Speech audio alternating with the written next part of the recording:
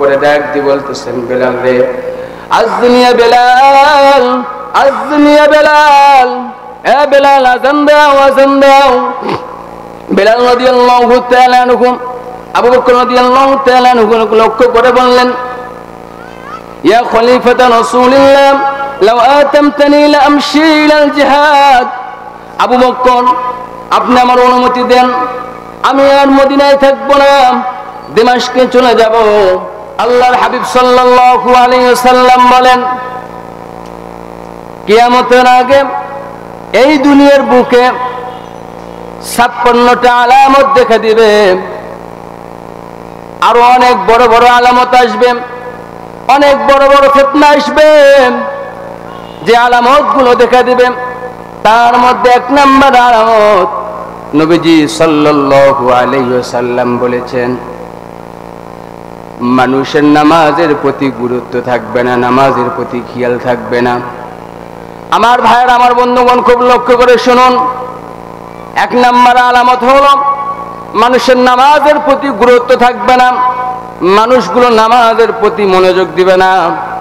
বর্তমান প্রেক্ষাপটে লক্ষ্য করলে দেখা যায় আমাদের সমাজে 5 ওয়াক্ত মুসল্লির বড়ই অভাব। কথা বলেন ঠিক কিনা? মসজিদে আযান হয়, মুসল্লি নাই, নামাজ পড়ে নামাজের কোনো গুরুত্ব নাই। নবীজি বললেন, কিয়ামতের আগে মানুষের নামাজের প্রতি অলসতা আসবে, নামাজের প্রতি গুরুত্ব থাকবে না। এখন আমাদের সমাজে এটাই আমরা দেখতে পাই, আমরা সঠিকভাবে নামাজগুলো সঠিকভাবে আদায় করি না।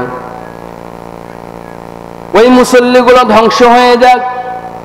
আল্লাহ রাব্বুল আলামিন বলেন, ফাওয়াইলুল লিল মুসাল্লিনাল্লাযীনা হুম আন সালাতিহিম সাহুন আল্লাযীনা হুম ইউরাউনা ওয়া ইয়ামনাউনাল মাউন।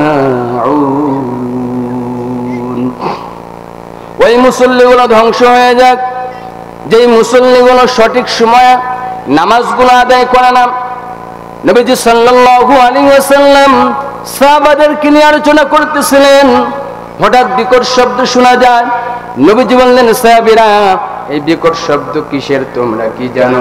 সাহাবীরা বললেন, ইয়া রাসূলুল্লাহ, ইয়া হাবিবাল্লাহ, এটা এত বিকট শব্দ কিসের আমরা জানি না, আপনি এবং আপনার আল্লাহ তাআলা ভালো জানেন। নবীজি বললেন, সাহাবীরা, এই বিকট শব্দ হলো ওয়াইল নামক জাহান্নামের শব্দ।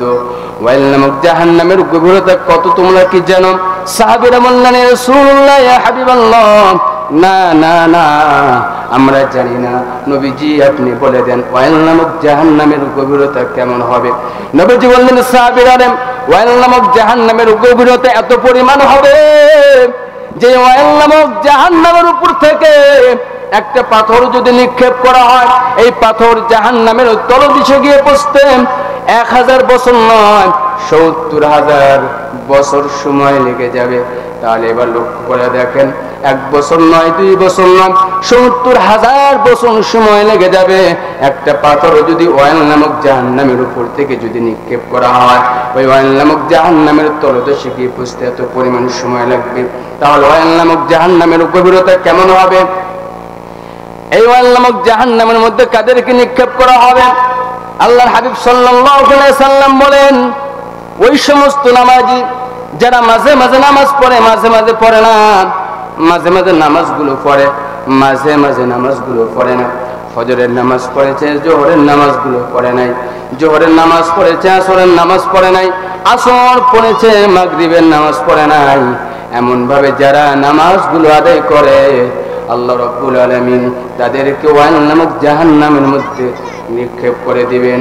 তাহলে এবার আমার প্রশ্ন হলো, আমরা যারা মাঝে মাঝে নামাজ পড়ি আর মাঝে মাঝে পড়ি না, আমাদের জন্য যদি এমন ওয়াইল নামক জাহান্নাম আল্লাহ তাআলা নির্ধারণ করে রেখে দিয়েছেন, আর যারা একেবারেই নামাজগুলো আমরা আদায় করি না, তাদের জন্য কি পরিমাণ ভয়ানক আযাব অপেক্ষা করতেছে। আমার ভাইয়েরা, আমার বন্ধুগণ, তাহলে খুব খেয়াল করে শুনেন, আল্লাহর হাবিব সাল্লাল্লাহু আলাইহি সাল্লাম কি বললেন? কিয়ামতের আগে যে সমস্ত আলামতগুলো আমাদের মাঝে দেখা দিবে, ব্যাপক আকার ধারণ করবে, তার মধ্যে এক নাম্বার চলে গেল নামাজ। এই নামাজের প্রতি আমাদের গুরুত্ব নাই, নামাজের প্রতি আমাদের কোনো খেয়াল নাই।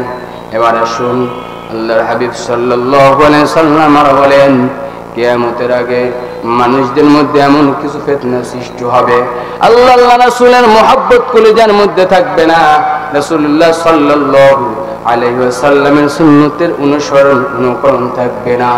আল্লাহ রাব্বুল আলামিন জানিয়ে দিচ্ছেন, কুল ইন কানা আবাউকুম ওয়া আবনাউকুম وإخوانكم وأزواجكم وعشيرتكم أموال اقترفتموها وتجارة تخشون كسادها ومساكن ترضونها أحب إليكم من الله ورسوله। আল্লাহ রাব্বুল আলামিন জানিয়ে দিচ্ছেন, হে দুনিয়ার মানুষেরা, তোমরা ততক্ষণ পর্যন্ত প্রকৃত মুমিন হতে পারবে না, মুত্তাকিন হতে পারবে না, যতক্ষণ পর্যন্ত তোমরা নিজেদের জীবনের চাইতে, সন্তানের চাইতে, বিবির চাইতে, অর্থ সম্পদের চাইতে, ঘর বাড়ির চাইতে আমার নবী মুহাম্মদ সাল্লাল্লাহু আলাইহি সাল্লামকে নিজের জীবনের চাইতে যতক্ষণ পর্যন্ত বেশি ভালোবাসতে না পারবে, ততক্ষণ পর্যন্ত তোমরা প্রকৃত মুমিন হতে পারবে না, প্রকৃত মুত্তাকিন ঈমানদার হতে পারবে না। শুধু তাই না, আল্লাহর হাবিব সাল্লাল্লাহু আলাইহি সাল্লাম বলেন, লা ইউমিনু আহাদুকুম হাত্তা আকুনা হাব্বা ইলাইহি মিন ওয়ালিদিহি ওয়ান নাস আজমাইন। ততক্ষণ পর্যন্ত তুমি প্রকৃত মুমিন হতে পারবে না যতক্ষণ পর্যন্ত তুমি তোমার নিজের জীবনের চাইতে আল্লাহর হাবিব সাল্লাল্লাহু আলাইহি ওয়াসাল্লামকে সবচেয়ে বেশি ভালোবাসতে না পারবে। আমার ভাইয়ার, আমার বন্ধুগণ, তাহলে আলামতগুলো কি আসলো? কিয়ামতের আগে আল্লাহ রাসূল সাল্লাল্লাহু আলাইহি ওয়াসাল্লামের সুন্নতের অনুসরণ অনুকরণ আমাদের মধ্যে থাকবে না। সুন্নতের অনুকরণগুলো আমাদের মাঝখান থেকে বিদায় নিয়ে চলে যাবে।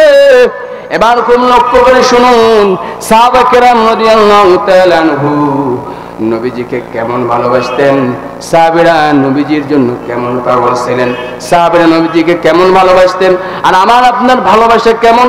হযরত হাফসি বেলাল রাদিয়াল্লাহু তাআলা আনহু নবীজি দুনিয়ার বুক থেকে বিদায় নেওয়ার পর হযরত হাফসি বেলাল রাদিয়াল্লাহু তাআলা আনহু হযরত আবু বকর রাদিয়াল্লাহু তাআলা আনহু বেলালকে লক্ষ্য করে ডাক দিয়ে বলতেছেন, বেলাল রে, আযনি ইয়া বেলাল, আযনি ইয়া বেলাল, এ বেলাল আযান দাও, আযান দাও। বেলাল রাদিয়াল্লাহু তাআলা আনহু আবু বকর রাদিয়াল্লাহু তাআলা আনহু লক্ষ্য করে বললেন, ইয়া খলিফাতা রাসূলিল্লাহ লাউ আতামতানি লা আমশি ইলাল জিহাদ। আবু বকর, আপনি আমার অনুমতি দেন, আমি আর মদিনায় থাকবো না, দামেস্কে চলে যাব। আমি আর আযান দিতে পারবো না, কারণ আমি বেলাল যতবার আযান দিয়েছি আমার আযানের পরে রাহমাতুল লিল আলামিন নামাজের ইমামতি করেছে। আবু বকর, আমি আর আযান দিতে পারবো না। কেন পারবে না? কারণ আমি যতবার আযান দিয়েছি আমার নবীজি নামাজের ইমামতি করেছে। আজকে আমি বেলাল আযান দেব, আমার নবীজি থাকবে না, আমি বেলাল সহ্য করতে পারবো না। আবু বকর ভাই, আমার অনুমতি দেন, আমি যুদ্ধ করব, শহীদ হব। আমি যদি শহীদ হয়ে যাই, আমার নবীজির সঙ্গে আমার দেখা হয়ে যাবে, আমি শহীদ হতে চাই। আবু বকর বললেন, ঠিক আছে বেলাল, তুমি যদি না থাকো তোমারে তো জোর করে রাখা যাবে না, যাও, তোমারে আমি অনুমতি দিয়ে দিলাম। হযরত বেলাল রাদিয়াল্লাহু তাআলা আনহু আবু বকর রাদিয়াল্লাহু তাআলা আনহুর কাছ থেকে অনুমতি নিয়ে দামেস্কে চলে গেলেন। যাওয়ার পরে 6 মাস, অন্য বর্ণনা এসেছে 2 বছর, 6 মাস অথবা 2 বছর পর আল্লাহর হাবিব সাল্লাল্লাহু আলাইহি সাল্লাম বেলালকে স্বপ্নের যুগে ডাক দিয়ে বলতেছেন, মা হাযিহি যাফা ইয়া বেলাল, ও বেলাল, কেমন বিরহ রে বেলাল, আমি নবীজি দুনিয়ার বুক থেকে বিদায় নিয়ে চলে এসেছে রে বেলাল। আজকে কতদিন হয়ে গেল বেলাল, তোমার এই মদিনায় দেখি না রে বেলাল। বেলাল, তোমার মনটা কি চায় না আমি নবীজি যে জায়গায় আছি সেই জায়গায় তুমি আসো রে বেলাল। বেলাল, কতদিন হলো মদিনায় তোমারে দেখা যায় না। বেলাল রাদিয়াল্লাহু তাআলা আনহুর ঘুম ভেঙে গেল, সঙ্গে সঙ্গে মদিনার দিকে রওনা হলেন। বেলাল রাদিয়াল্লাহু তাআলা আনহু মদিনায় চলে আসলো। আসার পর বেলালকে লক্ষ্য করে মক্কার ঘর থেকে ছোট ছোট মাসুম বাচ্চারা, বৃদ্ধ যুবকেরা সকলে ঘর থেকে বাইর হয়ে চলে আসতেছেন। আহারে, নবীজি দুনিয়ার বুক থেকে চলে যাওয়ার পর বেলালের কণ্ঠে সুমধুর আযান আর শোনা যায় নাই। বেলালকে আর দেখা যায় না। আজকে কতদিন পরে বেলাল এসেছেন, কেমন যেন নবীজির ঘ্রাণগুলো পাইতেছি। বেলালকে দেখার পরে সমস্ত সাহাবীরা ডাক দিয়ে বলতেছেন, আযদিন ইয়া বেলাল, আযদিন ইয়া বেলাল, আযদিন ইয়া বেলাল। বেলাল আযান দাও, বেলাল আযান দাও। হযরত বেলাল রাদিয়াল্লাহু তাআলা আনহু কারো কথা কর্ণপাত করেন না। বেলাল আযান দিবেন না, আমি বেলাল আযান দিব, আমার নবীজি নাই, আমি বেলাল আযান দিতে পারবো না, আমি বেলাল সহ্য করতে পারবো না। কোন সাহাবীর কথা হযরত বেলাল কর্ণপাত করলেন না। নবীজি স্বপ্নে দেখাইতেছেন, নবীজি স্বপ্নে আসতে বলতেছেন, তাই চলে এসেছি। আমি মদিনায় এসেছি কিন্তু আযান দিতে পারবো না। হযরত হাসান হুসাইন রাদিয়াল্লাহু তাআলা আনহুমা বেলালের সামনে দাঁড়িয়ে গেল। এবার বেলালকে লক্ষ্য করে হাসান হুসাইন ডাক দিয়ে বলতেছেন, বেলাল, আমার নানা দুনিয়ার বুক থেকে বিদায় নিয়ে চলে গেছে রে বেলাল, তারপর তোমার আর দেখা নাই, তুমিও তো চলে গেছো। আজকে কতদিন পরে তুমি মদিনায় এসেছো বেলাল, ও বেলাল তুমি আযান দাও, আযদিন ইয়া বেলাল, তুমি আযান দিয়ে দাও। হযরত বেলাল কিছু বলেন না। আল্লাহর হাবিব সাল্লাল্লাহু আলাইহি সাল্লাম বলেন, আর রায়হানাতুন নবী সাল্লাল্লাহু আলাইহি ওয়াসাল্লাম, হাসান হুসাইন হলো আমার সুঘ্রাণ, আমি হাসান হুসাইনের কাছ থেকে সুঘ্রাণ নিয়ে থাকি। হযরত বেলাল এবার ডাক দিয়ে বলতেছেন, হাসান হুসাইন রাদিয়াল্লাহু তাআলা আনহুমা যখন দুই ভাই আমারে বারবার বলতেছিল, বেলাল আযান দাও, বেলাল আযান দাও, আমি বেলালের মনের মধ্যে কেমন জানি হয়, মনে হয় আমার নবী আমারে ডেকে ডেকে কয়, বেলাল তুমি আযানটা দিয়ে দাও। হযরত বেলাল রাদিয়াল্লাহু তাআলা আনহু এবার রাজি হয়ে গেলেন। বেলাল রাদিয়াল্লাহু তাআলা আনহু আযান শুরু করে দিলেন। আল্লাহু আকবার, আল্লাহু আকবার, আশহাদু আল্লা ইলাহা ইল্লাল্লাহ।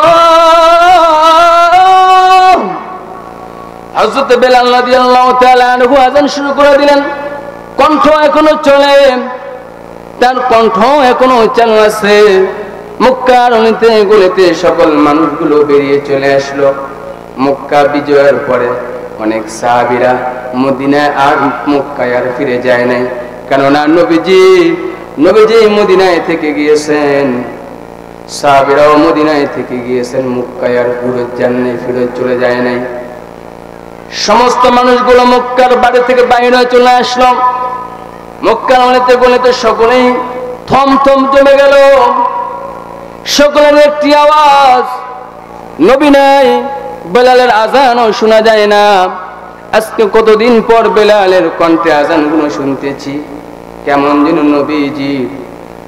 যেন নবীজির ছোঁয়া আমরা পাইতেছি, গন্ধ লাগতেছে। হযরত বেলাল আযান দিচ্ছে, কণ্ঠ এখনো থামে নাই। এবার হযরত বেলাল রাদিয়াল্লাহু তাআলা আনহু আযান শুরু করে দিলেন। আশহাদু আন্না মুহাম্মাদুর রাসূলুল্লাহ।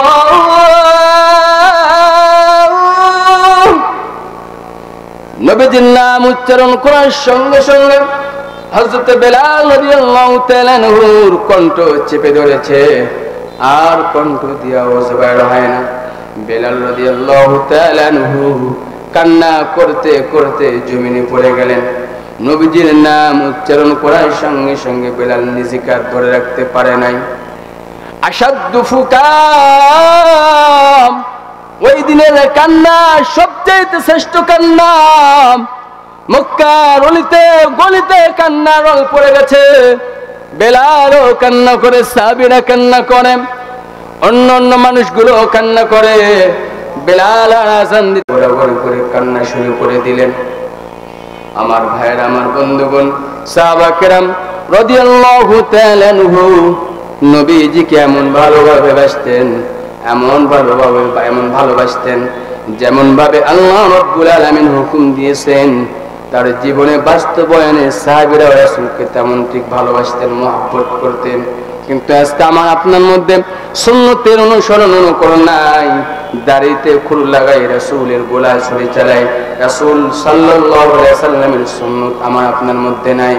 যদি রাসূল সাল্লাল্লাহু আলাইহি সাল্লামের সুন্নাত যদি আমার আপনার মধ্যে না থাকে, হাসরের ময়দানে রাসূলুল্লাহ সাল্লাল্লাহু আলাইহি সাল্লামের শাফায়াত পাওয়া সম্ভব হবে না।